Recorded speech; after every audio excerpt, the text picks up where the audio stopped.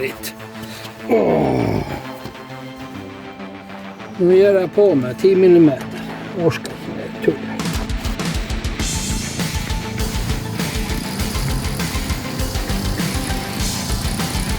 Og det må utpass.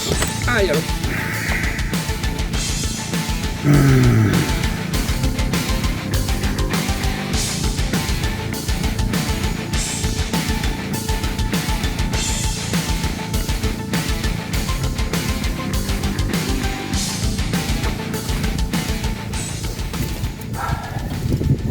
Vi kjører nedover veien. Du aner fred og ingen fare. Plutselig så høres det ut som du har stein mellom bremsekaliperen og bremseskiva. Og du svinger litt, du bremser litt, det forsvinner litt. Men så plutselig så begynner det å høres ut som en flymotor. Og når du svinger mot høyre, så blir lyden forsterket. Svinger du mot venstre, så forsvinner lyden. Hjullager. Garantert.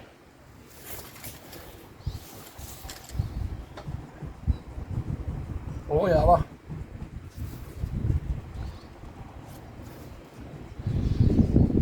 Og det er ikke mye slakke. Men det er nok til at det hørtes ut som en dreiebenk. Ståldreiebenk. Jeg kjørte siste betten hjem. Og jeg har ikke hjullager liggende. Og jeg trenger bilen. Men jeg kunne jo selvfølgelig ta sønnen min sin Subaru som nettopp har fått ny registerreim og registerreimstrammer. Men nei, jeg tror kanskje han blir litt sur da. Men den her, i fjor, 2022, så bytte jeg hjullager på den her fremme, på høyre siden. Det samme skjedde med den. Det skjedde helt plutselig, masse bråk fremme, og så var det kjempeslakke. Og her er en video fra da jeg fikk løftet den opp på løftebukken og fikk undersøkt. Det var mer slakke.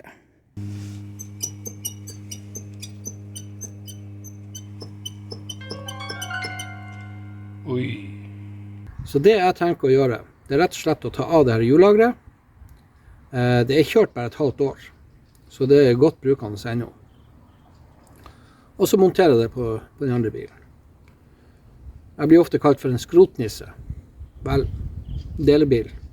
Den står bare her. Den spiser ingenting. Og den gir meg deler når jeg trenger det. Enkelt og greit. Koster ingenting. Jeg tok noe av her, bare for å undersøke litt. Og jeg tror jeg har funnet årsaken til denne dreiebenklyden.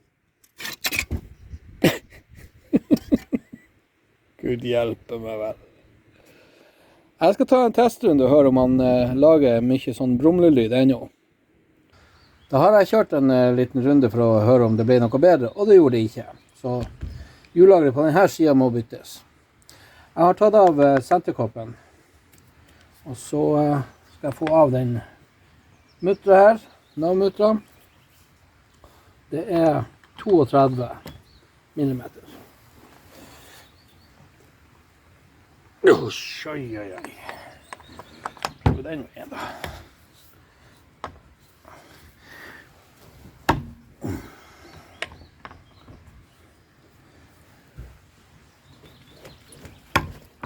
Der kom den. Jeg løsner den bare nå. Jeg kan bruke muttertrekkeren, men den ligger til lading. Så nå gikk jeg bare opp bilen, får av hjulet, og så fortsetter vi. For å gjøre denne jobben så må vi av med bremseskiva. Og for å få av bremseskiva så må vi av med bremsekaliper og bremseklaven. Så det er 14 mm for å få av kaliperen, og så er det 17 mm for å ta av bremseklaven.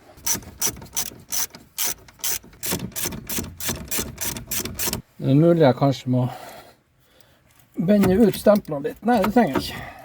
Jeg synes den kommer ganske greit. Så legger jeg den her.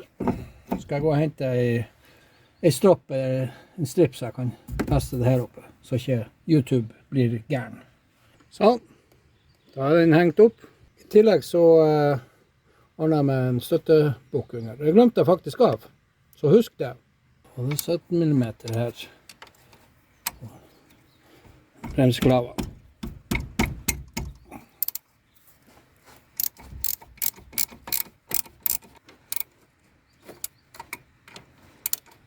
Ja, der har vært brukt en mindre bolt.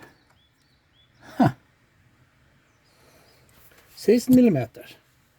Sånn er det med bruktbiler. Man får liksom litt forskjellig.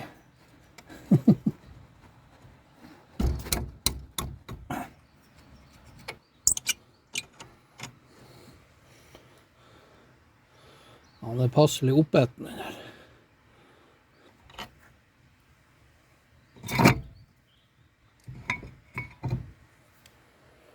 Sånn, det er den av. Da vi har bremserotoren, bremseskiva. Ser den har vært varm, den her. Et problem med Subaru bremser er at stemplene ruster fast. Og eller at de her blir fast, at de ruster fast inni her. Og da går ikke bremsekaliperen att og frem.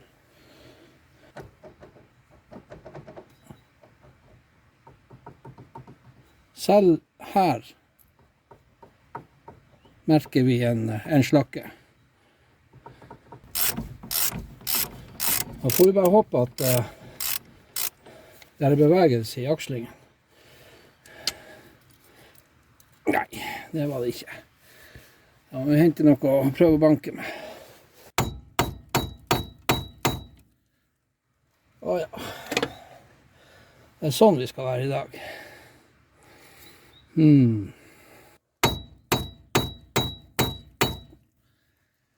Akkurat.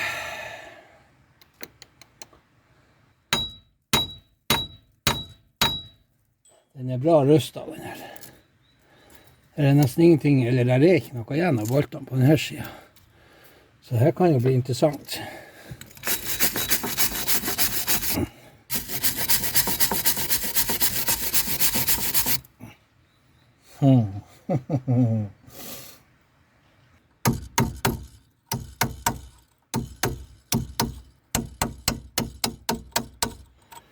Voi, voi, voi.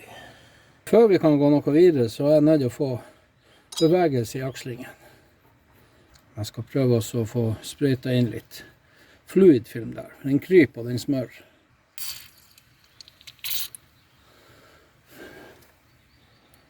Det er jo egentlig ikke noe vits i å spraye noe med.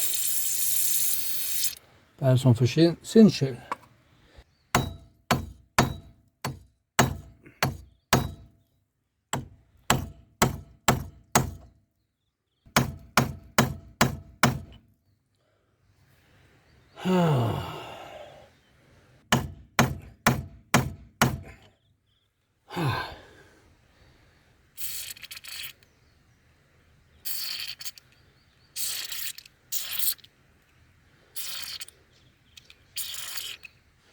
Ja, det her kan bli en ordentlig fight.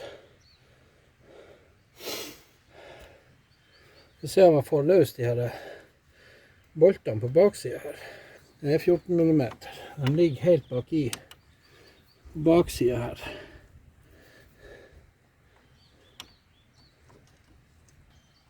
Ja.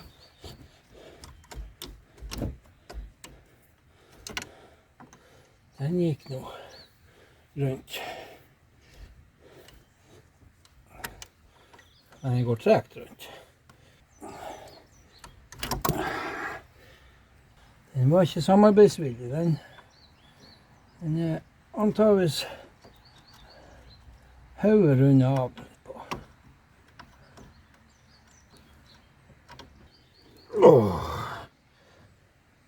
Ja, det beveger seg den nederste der.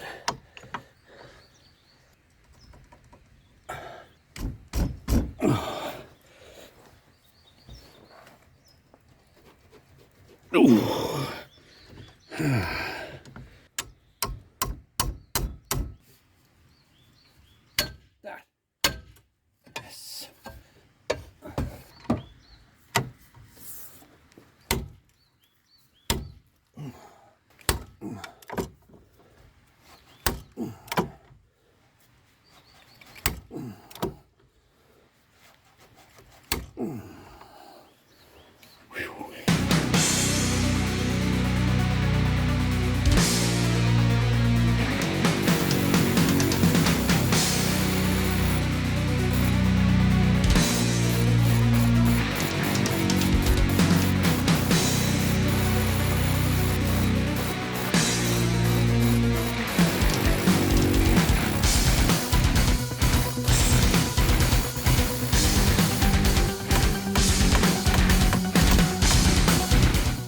Kommer. Ja, faktisk.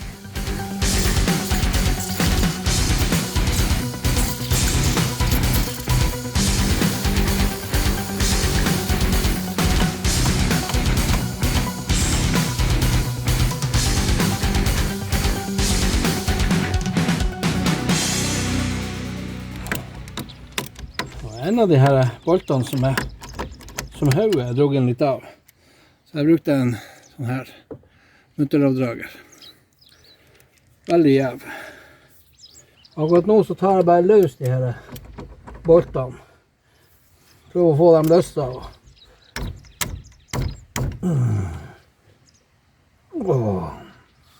Og den, ja.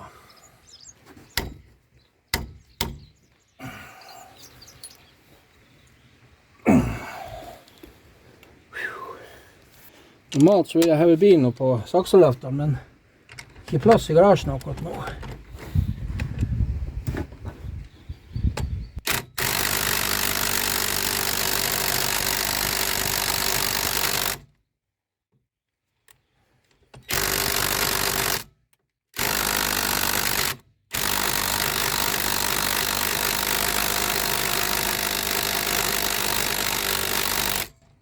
Ikke sjans. Ja, det uunngåelig skjedde. Knekte en bolt som holder hjullageret. Ja. Så.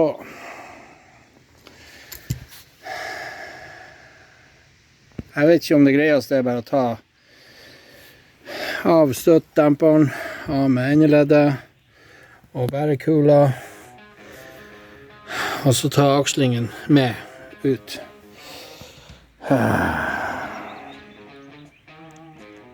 Jeg skal spekulere.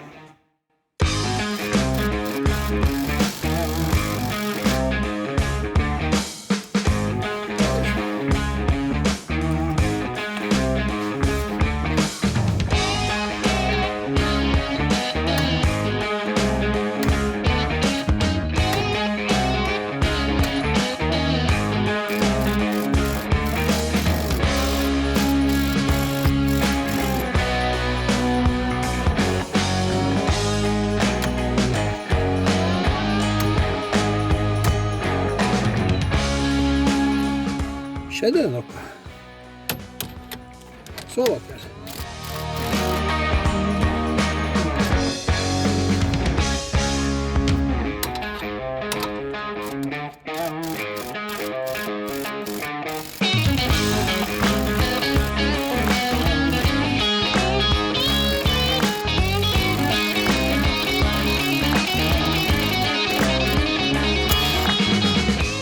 Yes. Yes, yes, yes. Jeg vil bevege seg i akslingen der.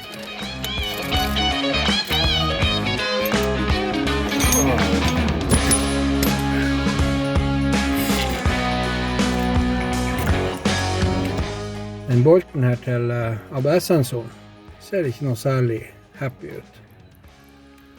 Og den mutteren til endeleddet ser heller ikke noe særlig happy ut. Så. Ja. Det er ganske så avrundet, det greiene. Ja,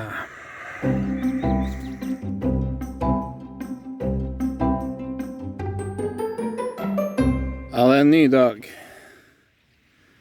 Og jeg innser at jeg må bytte spindelen. Det hjelper ikke. Jeg har brukt en time nå på å få løs mutteret til bærekula og endeleddet. Det er så inn i granskauen med rust. Så jeg må bare bytte spindel.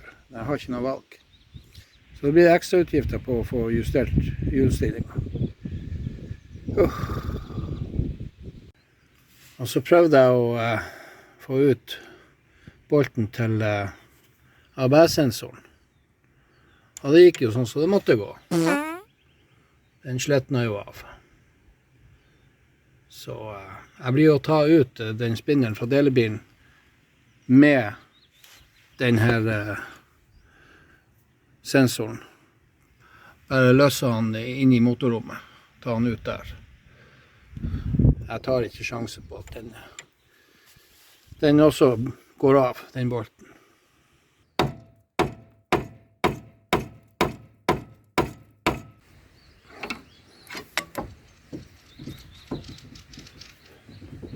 Vi har i hvert fall en slakk i kurrelagret. Kanskje bare løsne alt her. Og så får jeg ut akslingen, så løfter jeg ut den her. Det blir sikkert ikke å gå, men jeg prøver.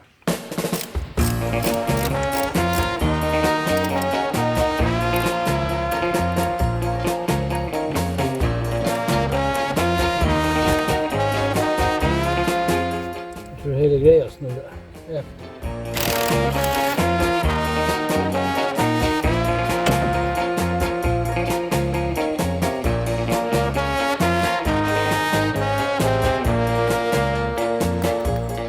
Den er nå i orden. Jeg har løsset mutterne her. Så jeg trenger bare å sippi-sappi dem ut. Og så har jeg merket av på godset her og på mutterne hvor de stod henne.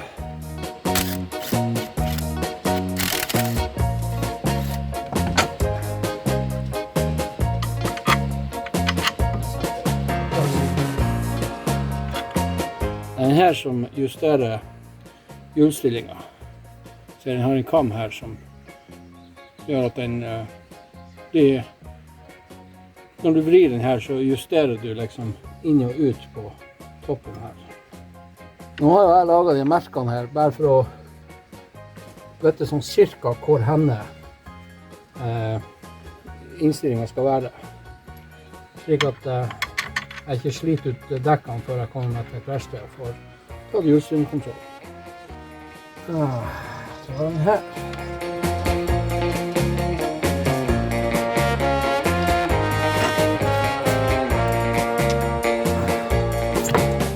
Vi har en plate her. Den skal helst ikke skades eller bøyes. Og det er spørsmålet. Får den her opp. Så setter jeg på den mutta som var der. Det er så rustet det her.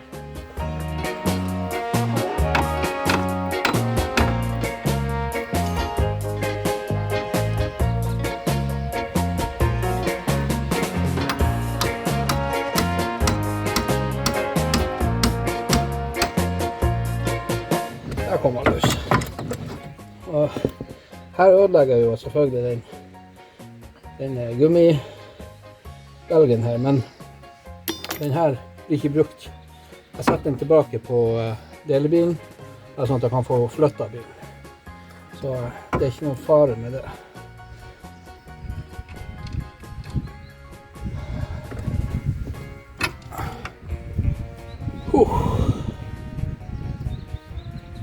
Ja, den blir ikke så veldig skadet. Litt grann. Og som vi ser her, jeg traff ikke helt. Det er sånn høvelig senter.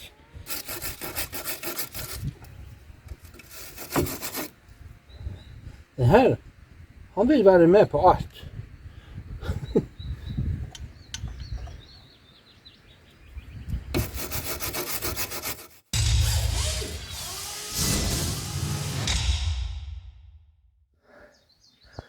Jeg tenkte jeg skulle prøve å gjenbruke denne spindelen. Så jeg fant ut at jeg må prøve å få ut denne bolten som her bærekula. Tror dere ikke jeg fikk den ut uten å knekke den? Ha. Det er jo helt utrolig. Så har jeg den her ball joint pulleren fra Astro Tools. Så jeg skal prøve å få av bærekulene. Får vi se hvordan den fungerer. Det hører med til sjeldenhetene at jeg klarer å få til noe når det gjelder å bore ut knekte bolter og sånt. Men jeg fikk også ut den bolten til ABS-sensoren. Jeg fikk også ut den bolten som var igjen inni her. Den boret jeg ut med denne saken. Jeg fant den i skuffa. Så det er jo litt sånn gigling inni, men det her er bare gjennomgangshold, det er ikke noe gjenger i de her. Så det spiller ingen rolle. Så nå gjenstår det å få bærekula av. Det blir spennende. Det blir første gangen jeg bruker det her ball joint pulleren, så det blir spennende. Det verktøyet, det ser sånn her ut. Og sette den her på kuleleddet.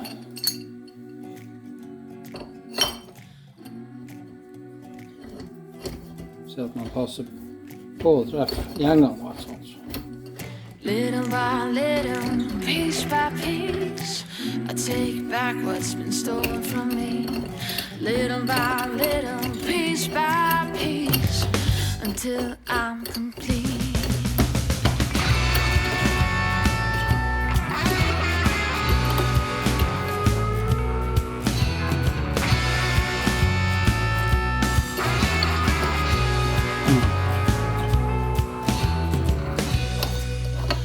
My eyes on you, and you got no clue what I'm supposed to do. I can't help myself. Little by little, piece by piece, I take back what's been stolen from me. Little by little, piece by piece, until I'm complete. Her kan man bruke yttertrekker hvis man har en lang nok sokker. Jeg har ikke.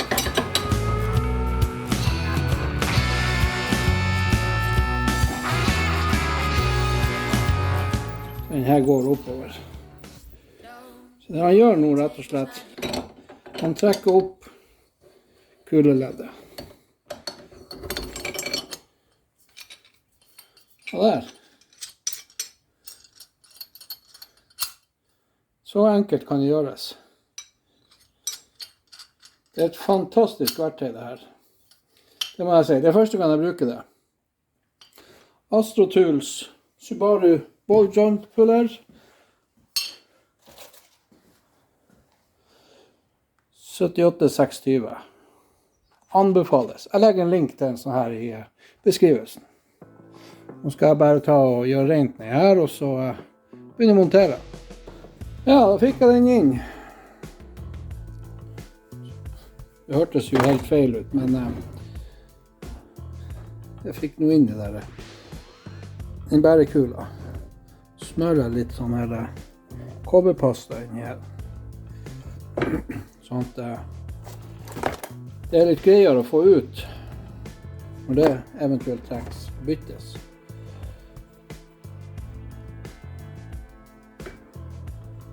Skal vi bare smøre på den bolten også. Her vil nok noen si at du skal ikke ha kobberpasta på bolt. Men når man vet hvordan de her kan sette, og ja, i det hele og det store, så velger jeg heller å smøre dem sånn at det går an å få dem løs, enn å plages med at det ruster fast og knekker.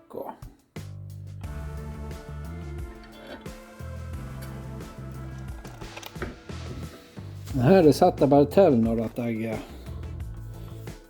har fått den på plass på bilen.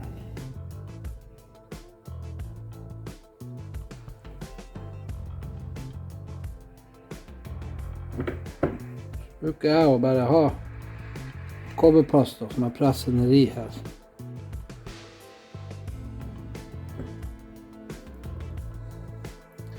Det vil jo selvfølgelig etter hvert forsvinne, men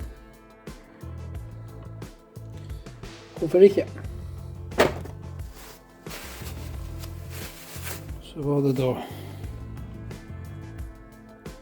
det her.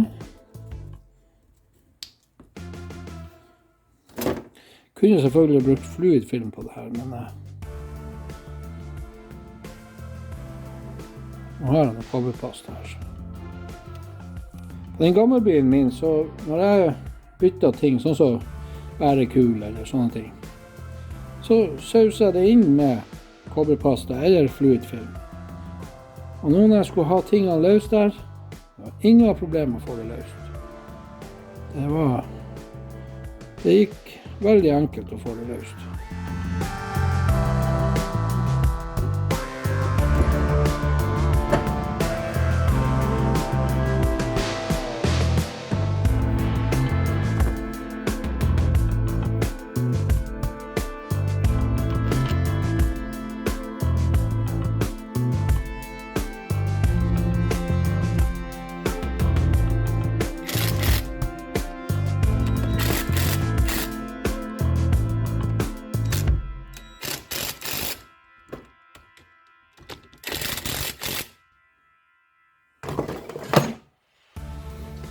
Litt usikker på hvilket moment som skal trekkes til, men om det er 1 eller 5 øyne døgges.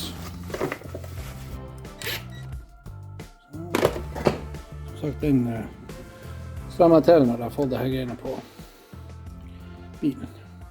Da er det vel bare å få det her montert. Jeg har strammet til her, 65 Newton.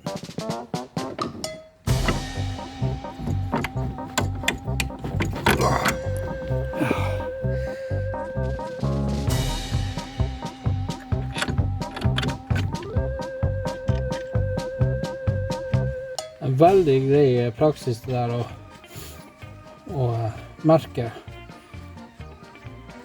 på bolten og på muttera. Og selvfølgelig her på selve innfestningen. Jeg glemte jo noe vesentlig her. Drivakselen. Den bør jo selvfølgelig komme på plass. Så gjør litt rein.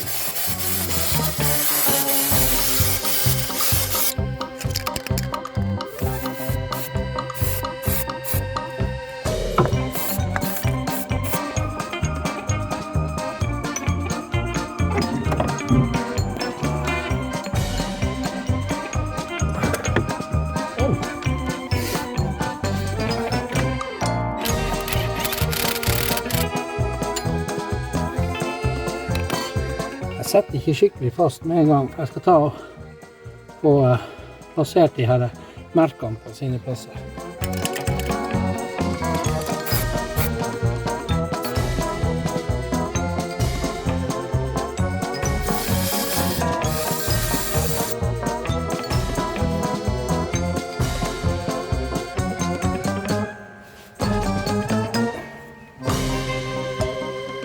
Denne bolten som skal holde ABS-sensoren, den sauser jeg inn med kobberpasta.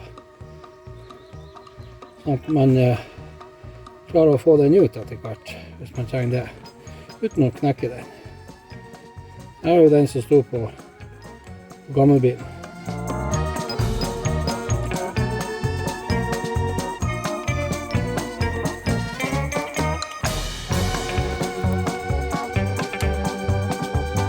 Den her bare setter lite grann til. Den trenger ikke være stram. Kanskje henge opp den her, så ikke YouTube blir gærne. Så var den her. Jeg har borret ut den låsepinnen som stod i.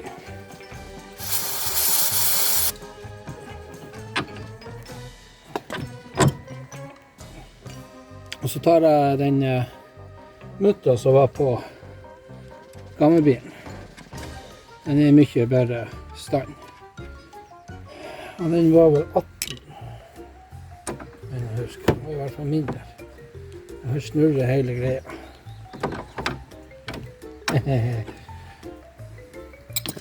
Må sende en jekk og så sette under her.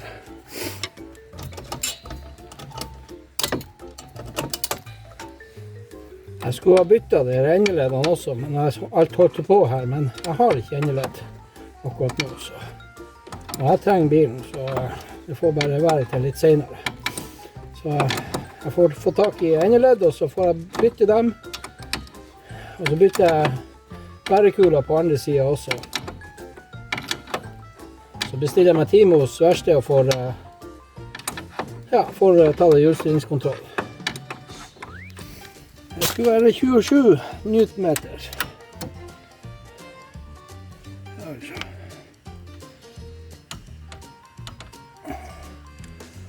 Skal vi se om den holder line opp. Hvis ikke line opp, så må vi bare dra den litt til.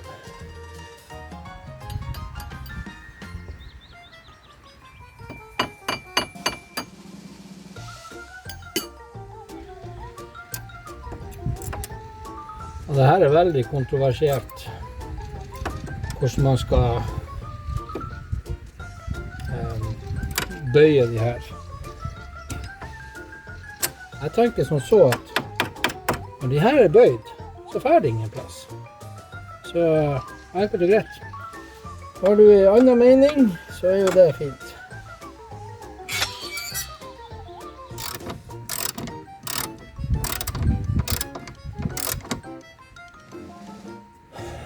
Skal vi se, den der, den tror jeg skal gi litt vekt under armen her. Du presser den litt opp. Sånn for sikkerhets skyld. Da er den i hvert fall bottnet. Skal jeg finne ut hvor mange newtonmeter den skal ha. Jeg tror det er noen og 60 hvis jeg husker feil. Men jeg kan ta feil. Ja, denne bolten skal ha 39 newtonmeter. Og klembolten skal ha 50.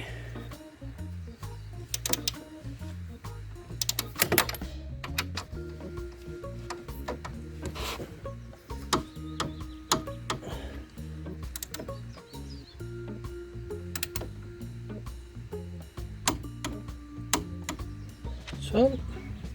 Da er det egentlig bare å få på bremsen. Så begynner vi å bli ferdig. Jeg skal ta og gjøre litt rein her sånn. Og så monterer jeg bremsen. Det vet jo alle hvordan man gjør. Men tenk, så fort kan det gå gærent. Når det er så mye rust. Ja, uff. Vel, vel. Nei, vent nå litt, Truls. Du er ikke helt ferdig. Jeg har jo faktisk å stramme til her. Og få den på rett plass.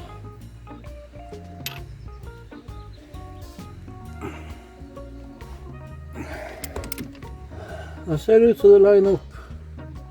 Det er jo bare tull det de ser ikke jeg forteller. Da er bremsen alt kommet på plass. Hjulet kommer på plass. Og jeg skal få den her mutteret her strammet til.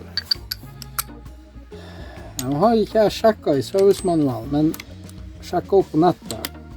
Den sier 220 newtonmeter. Jeg synes det hørtes veldig mye ut, men. Er det den? Vi ser det merket. Den går liksom inn i akslingen der. Der skal mutteret slås nedi der. Vi ser at den delen på mutteret er på samme plass som den har vært. Men jeg skal ta av hjulet, og så skal jeg banke ned der sånn at jeg får den fastlåst. Så setter jeg bare på hjulet, og så tar vi oss en testrunde. Og den. Sånn. Ja, da er lyden borte. Kjempemessig. Det er bare lekkert. Ja, en liten jobb som skulle ta en time eller to. tok nesten 2 dager. Takket være rusten. Når lyder oppstår sånn plutselig, så vil jeg få det bort så fort som mulig. Og i dette tilfellet så skjønte jeg med en gang at det var hjullager.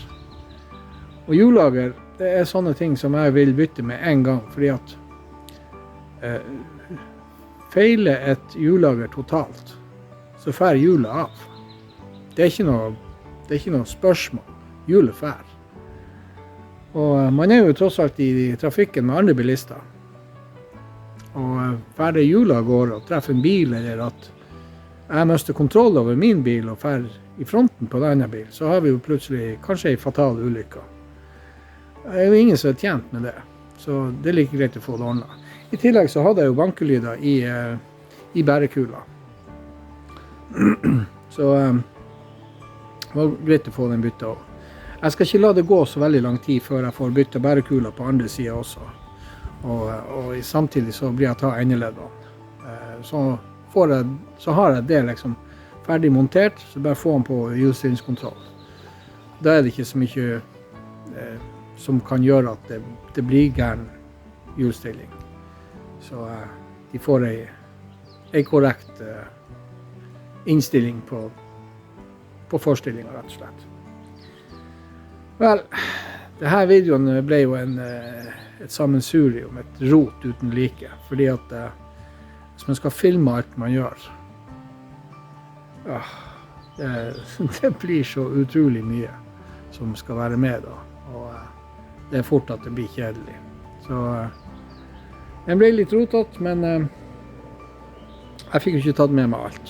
Sånn som det her med å borre ut de knekte boltene og alt det der, det orsker jeg ikke ta med, rett og slett. Men har dere noen spørsmål eller kommentarer, så er det bare å skrive ned i kommentarfeltet, og abonner gjerne på kanalen.